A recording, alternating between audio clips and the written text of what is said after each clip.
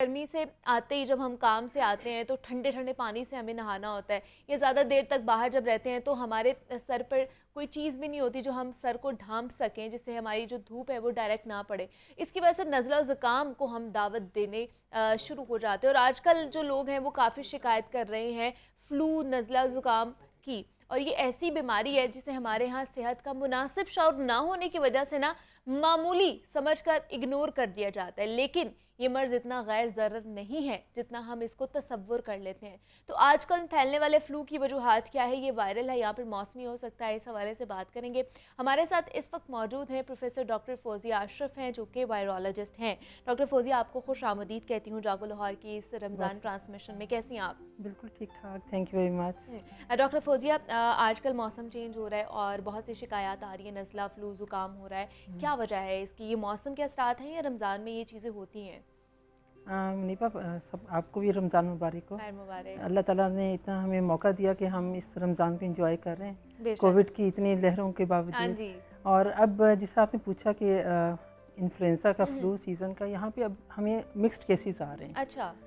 बल्कि नेशनल कौमी इदारा सेहत जो है, नेशनल जी। इंस्टीट्यूट ऑफ हेल्थ, उसने आपके चैनल से मैं बताती चलूँ कि हमें हमारी लैब को उन्होंने सिलेक्ट किया आउट ऑफ पाकिस्तान में 3 लैब्स को उन्होंने सिलेक्ट किया as pulmonary pathogen lab. Okay. तो हम जिना हॉस्पिटल में मेरी जो पीसीआर लैब जी, है, जी। एक ये वाली है, एक केपीके की और एनआईएच इस्लामाबाद की। हम्म, क्योंकि अब ओवरलैप हो रहा है, सीज़न भी चेंज हो रहा ठीक है। है। और जैसे आपने बताया कि देखिए कोविड पहले आया, कोविड से मिलती जुलती अलामात हैं फ्लू की भी। बिल्कुल ऐसे ही, और हाँ जी। फ्लू और कॉमन कोल्ड, जिसको नज़ला और ज़ुकाम कहा और जा- फ्लू कहते ठीक हैं, है। ये ओके। सारी एक जैसी चीज़ें लगती हैं, लेकिन हैं सब डिफरेंट। अच्छा, ये डिफरेंट है ये सारी। बिल्कुल ठीक डिफरेंट है। है। जैसे अब कोविड था, उसमें कोरोना वायरस था। एग्जैक्टली, हाँ। कॉमन कोल्ड जो होता है उसमें राइनो वायरस होता है। ओके।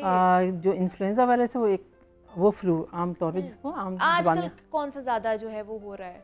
इन्फ्लुएंजा? मिक्स्ड है, मिक्स्ड है। Mixed है। हमें कोविड भी देखने में मिल रहे हैं। अच्छा, ठीक है। ऑल्दो उसकी शरह काफ़ी कम हो गई है, लेकिन हम जब तक लेबॉर्ट्री टेस्टिंग नहीं कराएंगे स्पेसिफिक, हम उसको लेबल नहीं कर सकते।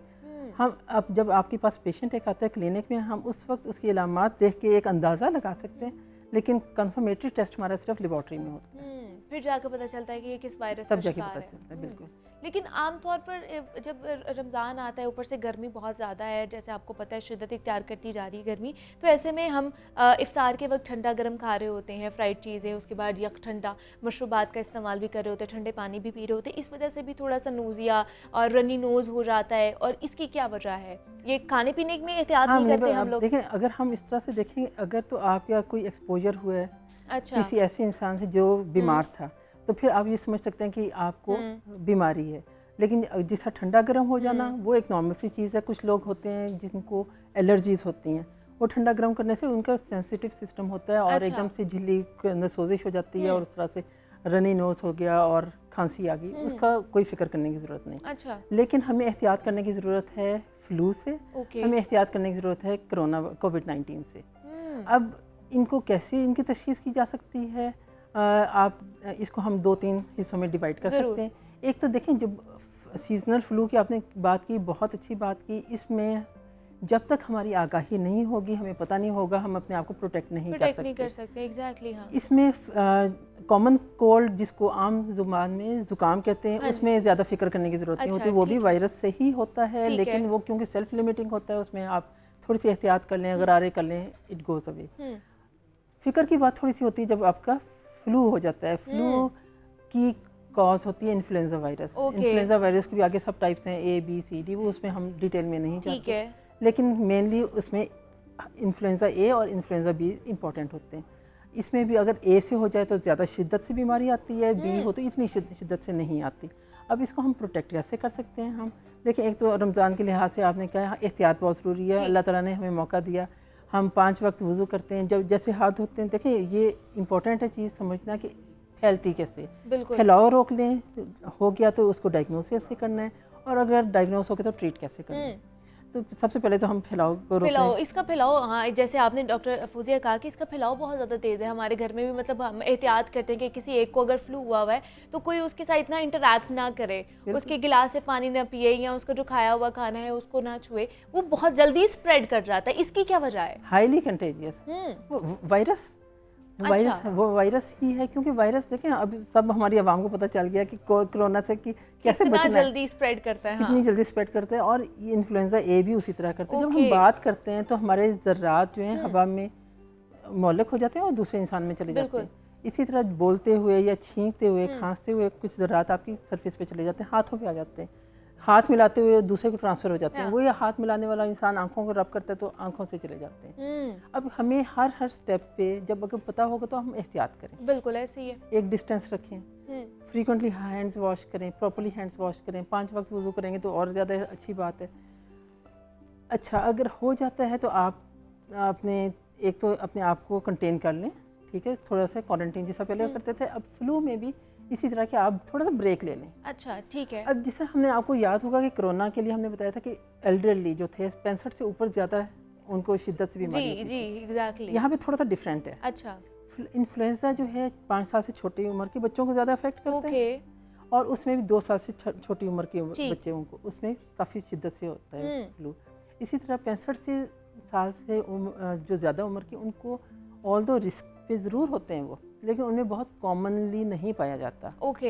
इनमें ज़्यादातर वो होगा जिनमें क़ुव्वत मुदाफ़ियत जिनकी कम होती है, इम्यून सिस्टम वीक होगा, या कोई कोमॉर्बिड कंडीशंस होंगी जैसे हाइपरटेंशन, दिल का आर्जा, गुर्दे का आर्जा, जिगर का आर्जा या शुगर के मरीज़, उनमें काफ़ी चांसेस होते हैं कि ईसा का इन्फेक्शन हो जाए। तो रमज़ान में जो लोगों को हो जाता है इसका ये भी मतलब है कि उनकी इम्यूनिटी बहुत ज़्यादा लो हुई हुई होती है? बिल्कुल, ये भी हो सकता है। देखें कई बच्चे होते हैं वो क्या करते हैं कि जी बस जूस पी लिया, थोड़ा सा खा लिया, अपनी नींद ज़्यादा प्यारी है, सहरी को इम्पोर्टेंस नहीं देते। मदर्स कहती रह जाती हैं और इतनी इम्पोर्टेंस, मैं कहती हूँ बैलेंस डाइट रखें। अच्छा, आप बेशक थोड़ा रखें, जो बच्चे को पसंद है आप बैलेंस डाइट में वो दें, सहरी और अफ्तारी ज़रूर करें। और ये तो अब आपको पता है गैर इस्लामी ममालिक जो हैं मजहबी, ऑल्दो इतने मज़हब को फॉलो नहीं वो करते, लेकिन उन्होंने भी ये देखा है कि इंटरमिटेंट फास्टिंग जो है आपकी सेहत के लिए बहुत अच्छी है, बहुत इंपॉर्टेंट है।